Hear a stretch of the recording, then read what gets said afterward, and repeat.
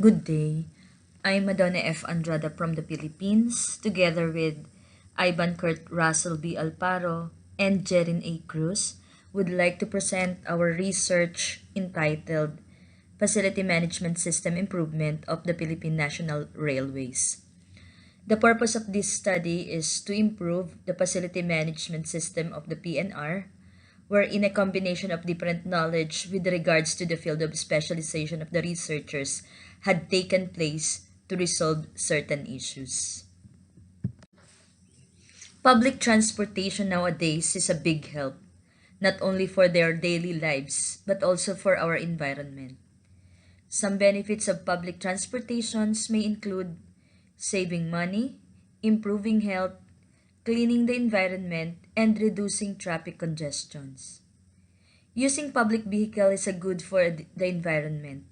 It will reduce the number of cars that will travel on a daily basis because public vehicles could accommodate more people than in a private vehicle. So this is according to US Environmental Protection Agency 2011.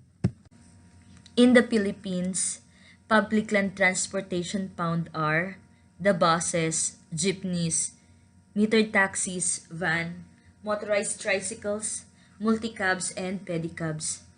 And the famous and unique public transportation is the jeepney. So with the tricycle, which are motorcycles that have sidecar attached to it and known for short trips for they can only go around in town. In the National Capital Region alone, jeepneys consist of 384,522 units, UBs has 6,000 units, and tricycle and pedicabs has 200,000 units. This is according to the BU 2015. In Metro Manila, trains are considered as the best vehicle for mass transportation, especially when you are relying on the speed because trains has only rails that they will follow and has no traffic to experience. As observed by the researchers, many commuters tend to ride in the rail transits in order to reach their destinations in time and for them to have the traffic to avoid traffic congestions. There are three rail transit in Metro Manila, namely the LRT, the MRT, and the PNR. The route of PNR is from Tutuban, Manila to Calamba, Laguna, that consists of 26 stations. Many commuters are now choosing to ride the train because there's no need to spend much money for a taxi if you could ride in a PNR. The good thing of using PNR this time is that it has access to almost all the important landmarks in Metro Manila. PNR is also much better to use to preserve the environment than to use a car. And it is safer than other alternative transportation, especially for women and children, because they allot two couches for them to avoid unnecessary action for other people, and also allotted two marshals for each couch. This graph showed the 2015 ridership, and the top three stations that were identified are Alabang, Bikutan, and Buendia. The researchers were able to identify the sample size for each of the three stations, which is 100, and a total of 300 respondents for the three stations. So aside from knowing the sample size and identifying the one with the highest ridership stations, facility performance evaluation was also conducted by the researchers, which consists of survey, focus groups, interview, and observation, and walkthrough. Through this evaluation, the researchers were able to determine issues that need to be addressed in the research. So the researchers also used ANOVA through Minitab to determine the significant factors that will be considered in the design of the new facility management system of the Philippine National Railways. In the facility assessment, We have here table 1 showing the current physical ergonomic assessment of the three stations in terms of light, noise, and temperature. While table 2 is the SERVQUAL result showing the factors such as reliability, assurance, tangibles, empathy, and responsiveness. So, in this particular result, Alabang, based on the commuters in Alabang, the systematic flow for the entering and leaving passengers should be their top priority. While for Bikutan, it showed that there is a need for more ticket booths and longer platforms in Buendia Station. To be specific, when it comes to issues regarding facility management system, I have here table 4 giving us the significant factors for each station. For Alabang, they have the following: security equipment, seats in the waiting area, station is rain and heat proof, flow of passengers that is entering and leaving, lighting, markings in the platform.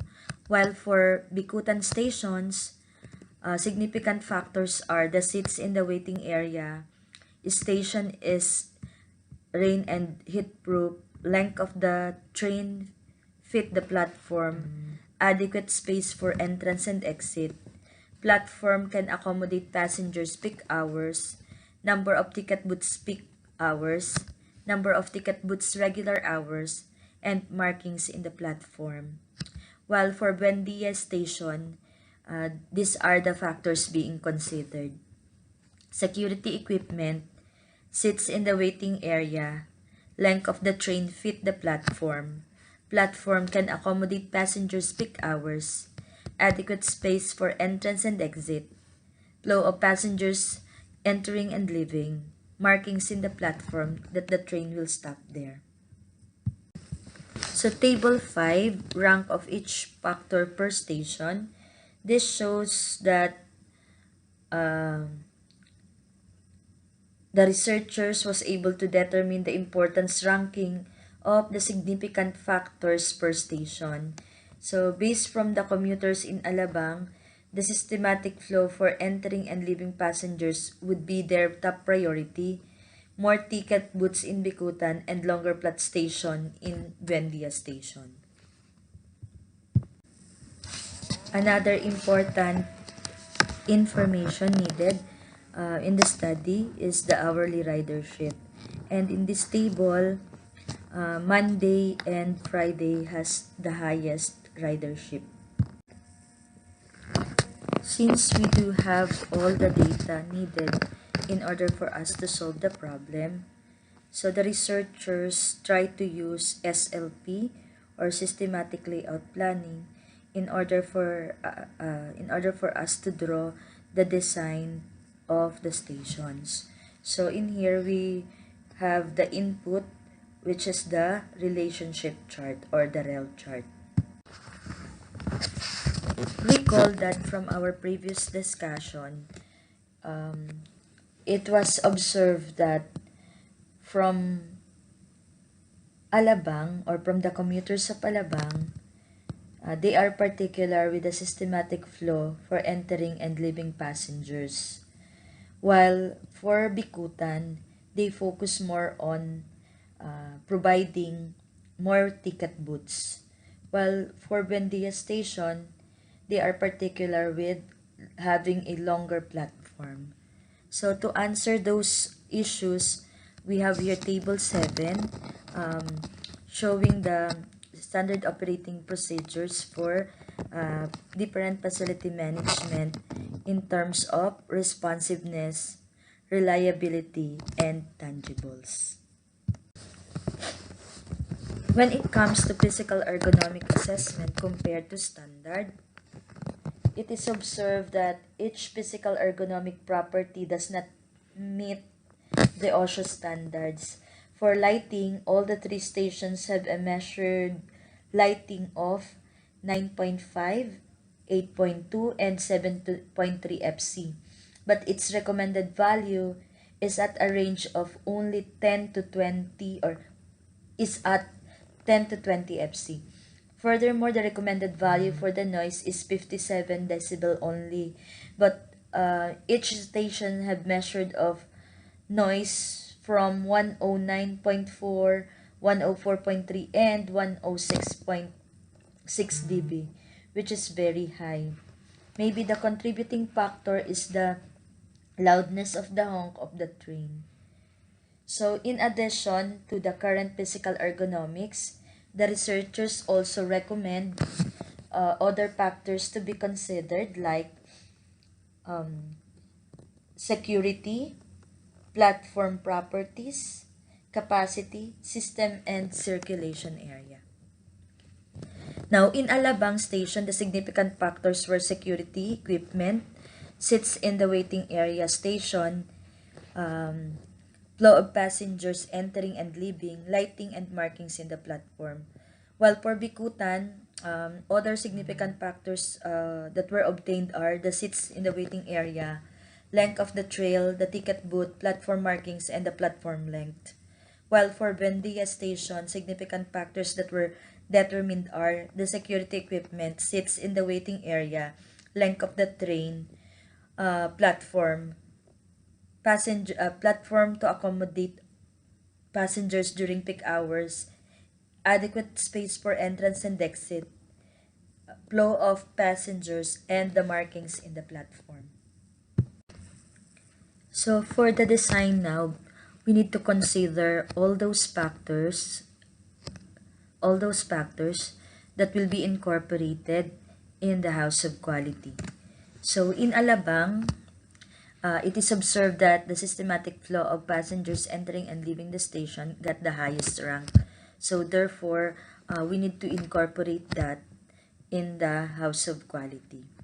For Bikutan Station, there is a need for additional ticket booth during peak hours. So it is actually based from the time study that was conducted by the researchers. So the least important for this station is the systematic flow for passengers entering and leaving. And the last, for the Buendia Station, there is a need for longer platform because not all trains fit its platform and there is a tendency that passengers enter the train outside the vicinity of the station. Now, for queuing theory, the researchers computed for the required number of servers for each station using the arrival rate and service time that was conducted. Based from the results, only Bikutan Station has a need to add one more ticket booth in its station because as observed by the researchers, there is only one ticket booth that services all the northbound and southbound passengers. To conclude now, so for phase 1, wherein our objective is to evaluate the current facility management system of the top 3 stations of the PNR. So therefore, the top 3 stations that were evaluated are Alabang, Bikutan, and Buendia Station. On the second objective, the researchers have found out that by inspecting and observing the 3 stations, different needs must be established. Thus, the output for this phase are the factors that are essential to the passengers as follows: security, platform capacity, platform properties, circulation area, and its system. While the third objective, or the last, so the researchers used the SLP to effectively arrange the areas depending on its relationship with other areas. After that, the researchers also used QFD to design a station depending on the customer wants and the factors identified, incorporating that to the new layout design.